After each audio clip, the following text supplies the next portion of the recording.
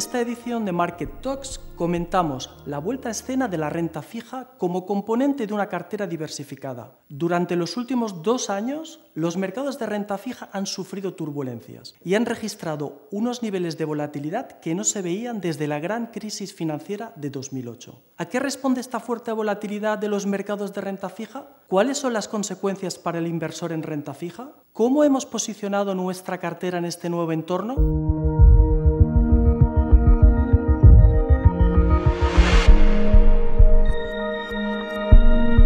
Tras la gran crisis financiera de 2008, varios bancos centrales adoptaron políticas monetarias ultralaxas encaminadas principalmente a estimular el crecimiento económico. Este periodo prolongado de tipos de interés extremadamente bajos finalizó de forma abrupta.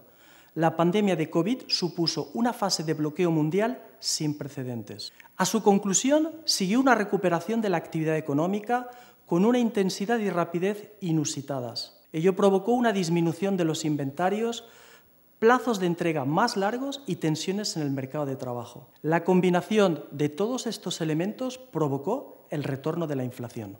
En última instancia, la guerra en Ucrania y el subsiguiente incremento de los precios de la energía vinieron a exacerbar estas presiones inflacionistas. Considerado en un primer momento como un fenómeno transitorio, este repunte inflacionista se reveló más elevado y persistente de lo anticipado.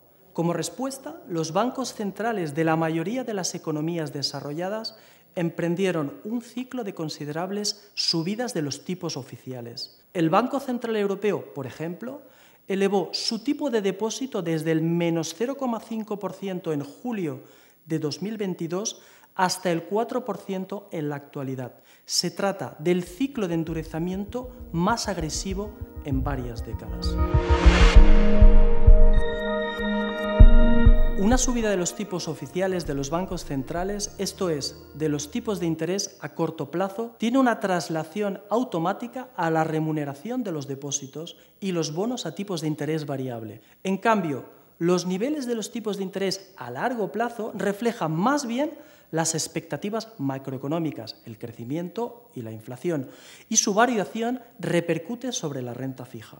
Cuando se emite un bono con cupón fijo, el cupón y, por tanto, el rendimiento nominal del bono en origen se determinan atendiendo a la inflación futura esperada, al plazo de vencimiento del bono y a la solvencia del emisor. Una vez emitido, el bono se negocia libremente en el mercado de renta fija.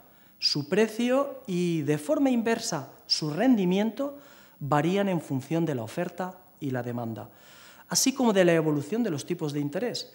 Por ejemplo, en caso de subida de los tipos de interés, los nuevos bonos que se emitan se ofrecen al mercado con cupones superiores a los ya existentes. El precio de estos últimos, en consecuencia, baja, pues los inversores los venden para invertir en los nuevos, que ofrecen un mejor rendimiento. Por el contrario, cuando los tipos de interés bajan, el precio de los bonos en circulación aumenta. Además, la amplitud de la variación de precio difiere dependiendo del vencimiento del bono. Una variación de los tipos de interés tendrá un impacto más importante sobre el precio de un bono cuyo vencimiento queda lejos que sobre otro que vence dentro de poco tiempo.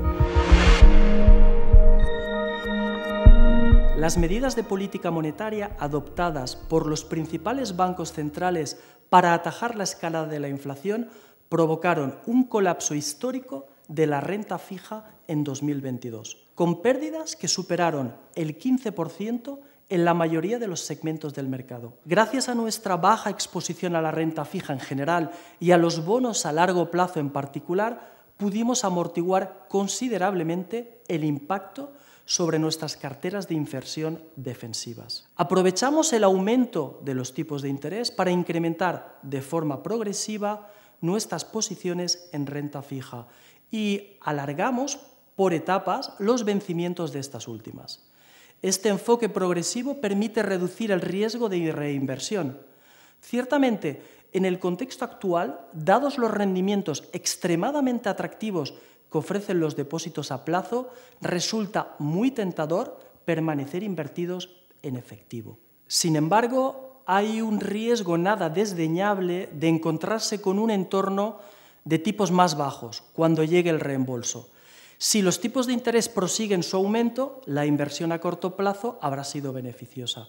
Del mismo modo, si los tipos de interés descienden, el hecho de haberse asegurado un nivel de rendimiento más elevado durante un plazo más largo habrá demostrado ser una inversión más provechosa.